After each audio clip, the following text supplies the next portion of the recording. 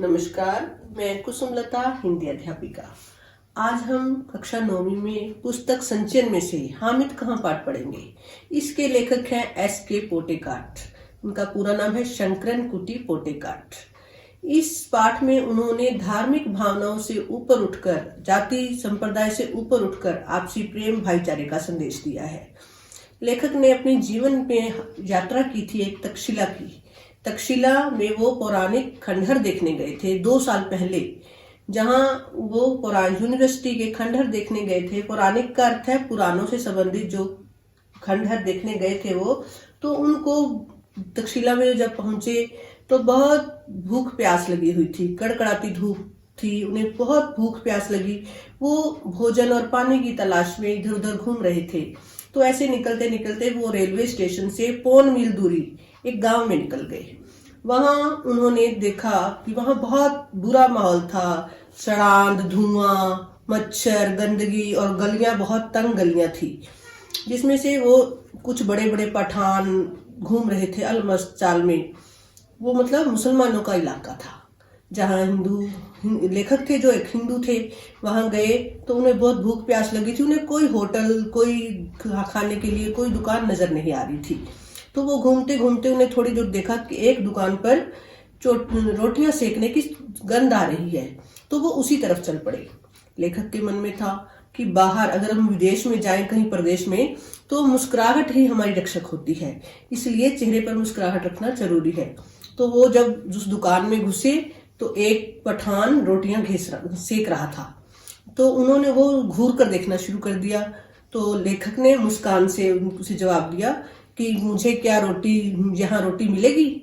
तो पठान बहुत हैरान था, उन्हें घूरे जा रहा था कि एक हिंदू होकर मुसलमान की होटल में खाना खाएगा, क्योंकि वहां वातावरण ऐसा है कि हिंदू और मुसलमानों में सांप्रदायिक दंगे होते रहते हैं और मुसलमानों को लोग आतताइयों की औलादे समझते हैं कि ये तो आतंक मचाने वाले हैं। जो हिंदू, उनके विचार ऐसे हैं।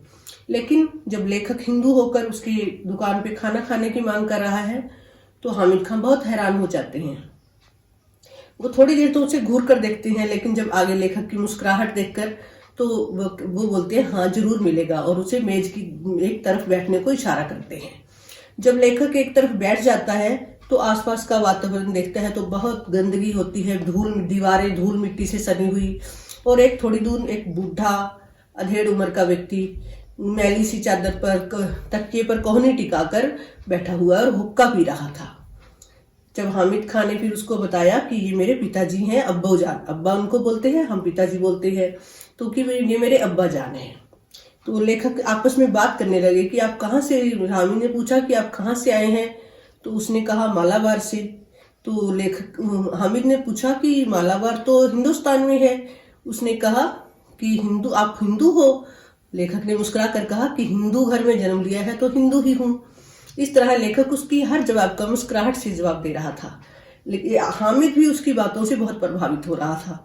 फिर लेखक ने उसे बताया कि उसने पूछा कि आप हिंदू होकर मुसलमानी दुकान पर खाना खाएंगे।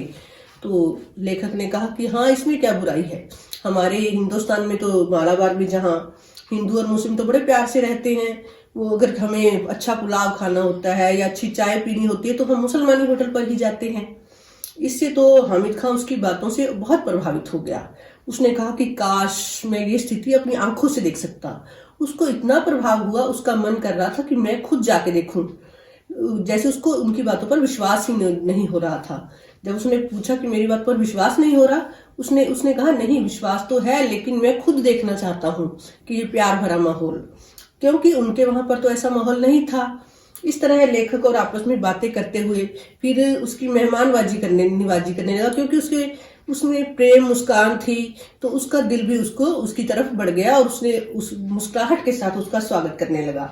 उसने एक लड़के अब्दुल को बुलाया और कहा कि इनके लिए सालन भोजन लगाओ।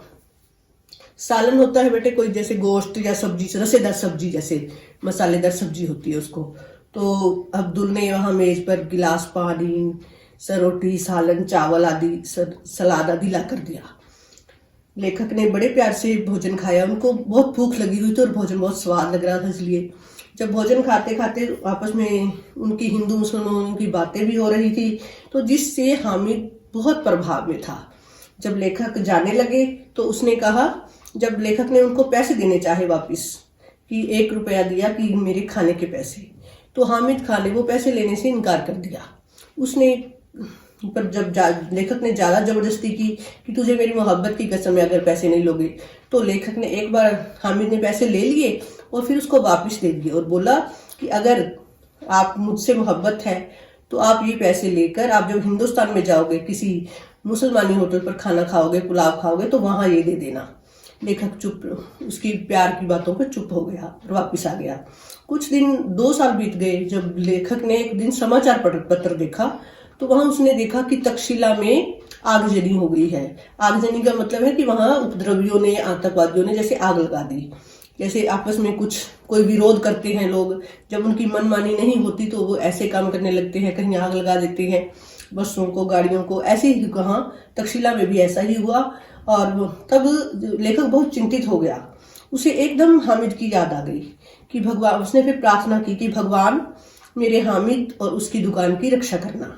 इससे हमें पता चला कि लेखक जो था वो बहुत सहृदय व्यक्ति था, उसमें प्रेम भाव था और वो जाति धर्म से ऊपर उठकर सबसे प्रेम करता था। और इस लेख से उन्होंने संदेश भी हमें यही दिया है कि प्रेम भाईचारे के साथ रहना चाहिए और धार्मिक जाति भेदभाव को भूल जाना चाहिए। धन्यवाद।